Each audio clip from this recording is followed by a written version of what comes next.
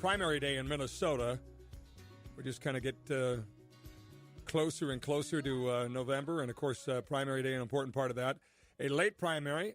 Jeff Johnson, last time he and I talked about, this is a challenging day to get folks out because it's summertime and a lot going on. But hey, it's Tuesday, and so one last chance for Jeff to make his pitch to the voters of Minnesota. Jeff, welcome back. How are you?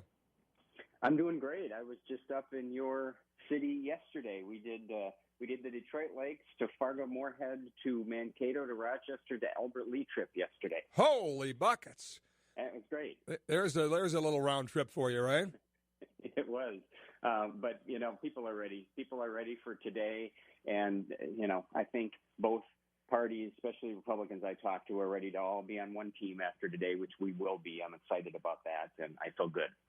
So, you've been pounding on this door for a while. You've laid a lot of, your personal stuff and career aside to serve Minnesotans, and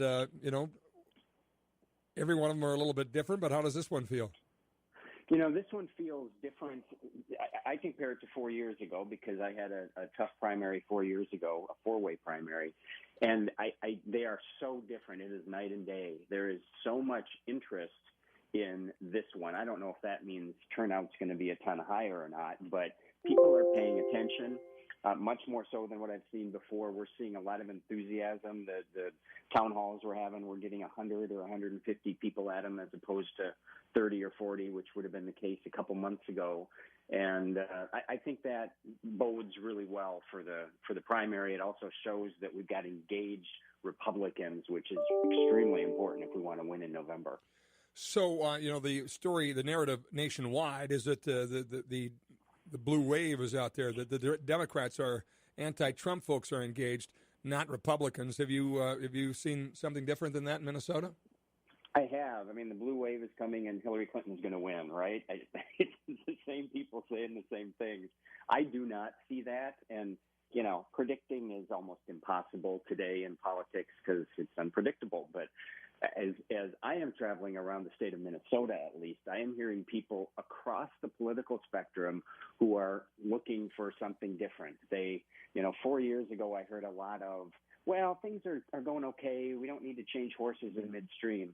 Now I am hearing government is a mess. There is incompetence all over the place in this state. The attitude in our state agencies is overbearing and arrogant. They're taking too much money from us. We need something dramatically different. And obviously that bodes very well for Republicans in November. And the overwhelming number one walk on broken glass to get to the polls to fix this issue in this race would be what?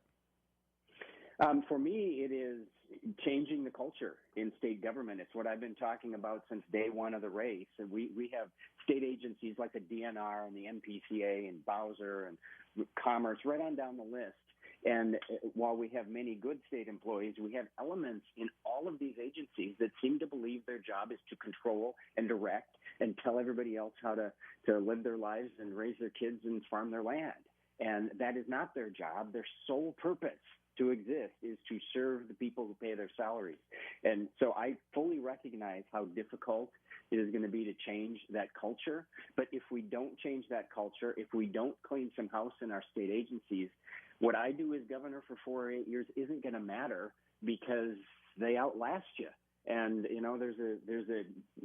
Trump talked about the deep state at the federal level. That exists at the state level, too. It might not be quite as bad, but it's there. So unless we change that culture and make sure people in government understand what their job is, which is to serve people, all these other issues, we just kind of bounce back and forth between left and right and nothing gets fixed long term. No better example of that in my mind, the deep state in Minnesota, than what happened with the Line 3 replacement. I mean, they were trying to replace a pipeline that was aging and make it safer, make it better, and had this enormous opposition that continues to this day. And the bureaucracy was awful there from the get-go, were they not?